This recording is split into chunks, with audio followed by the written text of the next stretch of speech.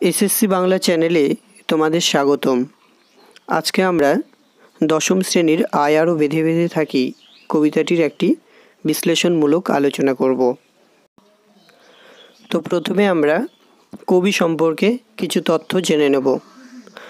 কবি শঙ্খ ঘোষ বাংলাদেশের বরিশালে জন্মগ্রহণ করেন 1832 খ্রিস্টাব্দের 6 ফেব্রুয়ারি। তার প্রথম কাব্যগ্রন্থ দিনগুলি রাতগুলি। তিনি কুন্তক ছদ্মনাম ব্যবহার করতেন।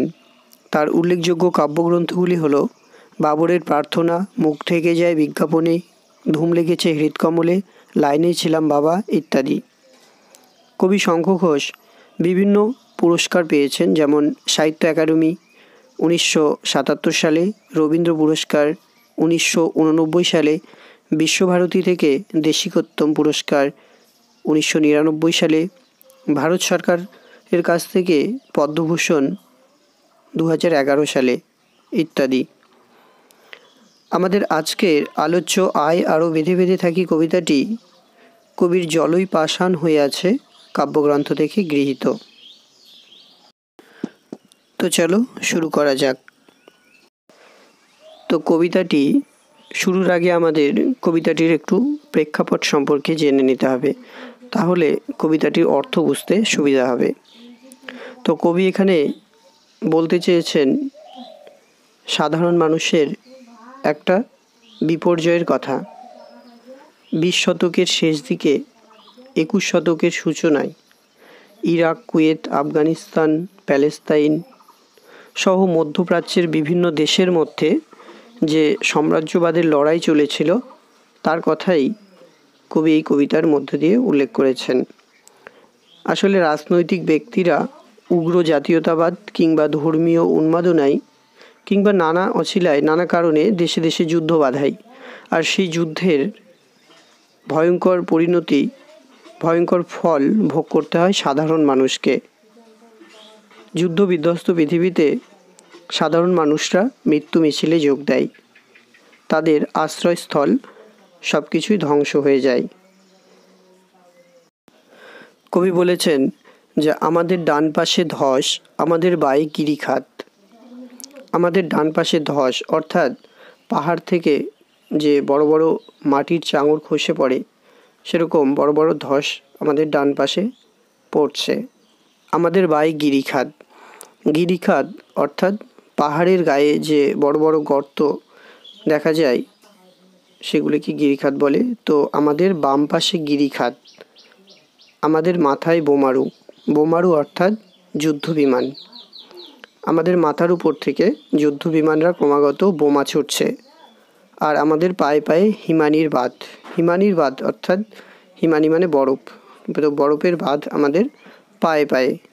তো এমনই যুদ্ধের এমনই একটা পরিস্থিতি যে আমরা ডান পাশেও যেতে পারবো না, বাম পাশেও যেতে পারবো না, গিরিখাত বাম পাশে। আমাদের মাথায় উপর থেকে যুদ্ধ বিমান ক্রমাগত বোমা ছুটছে এবং আমরা পায়ে পায়ে হাঁটতেও পারবো না, তার কারণ হচ্ছে হিমানির বাঁধ। আমাদের পথ নেই কোনো, আমাদের ঘর গেছে উড়ে। আমাদের যে বেঁচে থাকার ঘর অর্থাৎ সাধারণ মানুষের যে বেঁচে থাকার ঘর, সেই যুদ্ধের কারণে সেই আশ্রয়স্থলটুকুও নিশ্চিহ্ন হয়ে গেছে। তারপরে কবি বলেছেন যে আমাদের শিশুদের সব ছড়ানো রয়েছে কাছে দূরে। তো যুদ্ধের এমনই পরিস্থিতি, ভয়ঙ্কর পরিস্থিতি, এমনই নির্মম যুদ্ধ যে ছোট ছোট অসংখ্য নিষ্পাপ শিশুরাও সেই যুদ্ধ থেকে বাঁচতে পারে না, তাদেরও প্রাণ চলে যায়। তাই কবি বলেছেন সব শিশুদের সব অর্থাৎ মৃতদেহ। তো আমাদের শিশুদের সব ছড়ানো রয়েছে কাছে দূরে। তো আমরাও তবে এইভাবে এই মুহূর্তে মরে যাব নাকি? কবি এটা প্রশ্ন রেখেছেন সাধারণ মানুষের কাছে, যে আমাদের কোনো কিছুই নেই, আমাদের চলার রাস্তা নেই, আমাদের আশ্রয়স্থল নেই, আমাদের ছোট ছোট শিশুদের মৃতদেহগুলি চারিদিকে ছড়িয়ে ছিটিয়ে পড়ে আছে। তো আমরাও কি এভাবে এই মুহূর্তে মরে যাব? আমাদের পথ নেই আর আয় আরও বেঁধে বেঁধে থাকি। কবি বলতে চেয়েছেন যে এই পরিস্থিতিতে আমাদের হার মানলে চলবে না, আমাদের সকলকে একত্রিত হয়ে বাঁচার জন্য লড়াই করতে হবে। সমাজ সচেতন ও প্রতিবাদী কবি শঙ্খ ঘোষ তিনি এই ভয়ঙ্কর পরিস্থিতিতেও সাধারণ মানুষের মধ্যে একাত্মতা অনুভব করেছেন। তিনি বিশ্বাস করেন যে চিরবঞ্চিত সাধারণ মানুষকে এত সহজে নিঃশেষ করা যায় না। তারা সকলে মিলে ঐক্যবদ্ধ হলে সাম্রাজ্যবাদী শক্তির হিংসার উন্মত্ততাকে বিনাশ করতে পারবে। বিশ্বের যেখানেই কবি এই মানবতার লাঞ্ছনা দেখেছেন, তখনই কবির কলম ক্ষোভে বেদনায় যেন গর্জে উঠেছে। তাই কবি বলেছেন যে আমাদের পথ নেই আর, আয় আরও বেঁধে বেঁধে থাকি। তো এখানেই কবির বিশ্ব মানবতাবোধের পরিচয় ফুটে উঠেছে এবং কবি যেন বিশ্ব নাগরিক হয়ে উঠেছেন। এরপর কবি বলেছেন, আমাদের ইতিহাস নেই অথবা এমনই ইতিহাস। এখানে কবি বোঝাতে চেয়েছেন যে সাধারণ মানুষের কোনো খবর ইতিহাসের মধ্যে থাকে না। সাধারণ মানুষের কথা কেউ মনে রাখে না। যুদ্ধ, হানাহানি, রক্তপাতে কলুষিত মানুষের কথা অর্থাৎ সাধারণ মানুষের বিপন্নতার কথা বলতে গিয়েই কবি এই ইতিহাসের প্রসঙ্গ তুলে ধরেছেন। কবি বলতে চেয়েছেন যে এমনিতেই সাধারণ মানুষের বেঁচে থাকার অধিকার আশ্রয় অনিশ্চিত।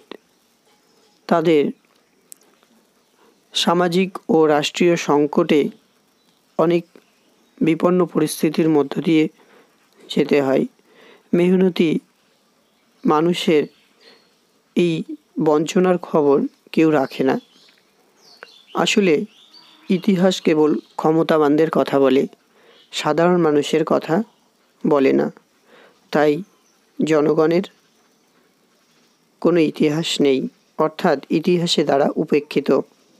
তাই কবি বলেছেন, আমাদের ইতিহাস নেই, হয়তোবা এমনই দুর্দশার ইতিহাস। আমাদের চোখ মুখ ঢাকা, আমরা ভিখারি 12 মাস। অর্থাৎ সাম্রাজ্যবাদী শক্তির বিরুদ্ধে যাতে সাধারণ মানুষ প্রতিবাদ করতে না পারে, শাসক শ্রেণীর অন্যায়কে যেন তারা দেখতে না পায়, তাই তাদের চোখ মুখ ঢেকে রাখা হয়েছে। এক কথায় সাধারণ মানুষদের কণ্ঠ রোধ করে শাসক শ্রেণীরা তাদের প্রতিবাদ করাকে বন্ধ করতে চায়। আমরা ভিখারি 12 মাস, অর্থাৎ সাধারণ শ্রমজীবী, কৃষিজীবী বা অন্য অন্য নিম্নবিত্তি সম্পন্ন মানুষরা দারিদ্র, বঞ্চনা ও অবহেলার জীবন কাটাতে বাধ্য হয়। সাধারণ মানুষ তাদের প্রাপ্য অধিকার থেকেও বঞ্চিত হয়ে ভিখারিতে পরিণত হয়। তাই তাদের কোনো ইতিহাস নেই, অথবা শুধুই এই বঞ্চনার ইতিহাস। পৃথিবী হয়তো বেঁচে আছে, পৃথিবী হয়তো গেছে মরে, আমাদের কথা কে বা জানে, আমরা ফিরেছি দৌড়ে দৌড়ে। আসলে কবি বলতে চেয়েছেন মধ্যপ্রাচ্যের দেশগুলির এতটাই ভয়ানক অবস্থা যে সাধারণ মানুষদের এত দুর্দশা যে কবির মনে হচ্ছে পৃথিবীও হয়তো আর বেঁচে নেই, আর অথবা যদিও বেঁচে থাকে তাহলেও যেন গভীর অসুখ নিয়ে বেঁচে আছে। তাই কবি বলেছেন, পৃথিবী হয়তো বেঁচে আছে, পৃথিবী হয়তো গেছে মরে, আমাদের কথা কে বা জানে। কিন্তু এই সাধারণ মানুষদের কথা কেউ জানে না। তাদের খবর কোনো সাম্রাজ্যবাদী শক্তি তাদের খবর রাখে না। সেই সাধারণ মানুষরা দরজায় দরজায় অন্ন, বস্ত্র, বাসস্থানের দাবি নিয়ে দরজায় দরজায় ঘোরে, কিন্তু তাদের কোনো সুরাহা মেলে না। তাই বলেছেন, আমরা ফিরেছি দৌড়ে দৌড়ে। এরপর কবি বলেছেন, কিছুই কোথাও যদি নেই, তবু তো কজন আছি বাকি, আয় আরও হাতে হাত রেখে, আয় আরও বেঁধে বেঁধে থাকি। অর্থাৎ যদিও সাম্রাজ্যবাদী শক্তি কিংবা শাসক শ্রেণীর বিরুদ্ধে সাধারণ মানুষ কিছুই করতে পারবে না বা সাধারণ মানুষের কিছুই করার নেই, তবুও প্রতিবাদী কবি শঙ্খ ঘোষ তিনি বলেছেন যে কজন বাকি আছি তারা যেন একত্রিত হয়ে বাঁচার লড়াই চালিয়ে যায়। তাদেরকে কবি সংঘবদ্ধ আরও ঐক্যবদ্ধ হয়ে বাঁচার লড়াই করতে বলেছেন। তাই কবি বারবার বলেছেন, আয় আরও হাতে হাত রেখে আয় আরও বেঁধে বেঁধে থাকি। তো আজকের মতো এই পর্যন্তই, দেখা হবে পরবর্তী ভিডিওতে। আর এরকম বিশ্লেষণমূলক আলোচনা পাওয়ার জন্য অবশ্যই চ্যানেলটি সাবস্ক্রাইব করে রেখো। ধন্যবাদ।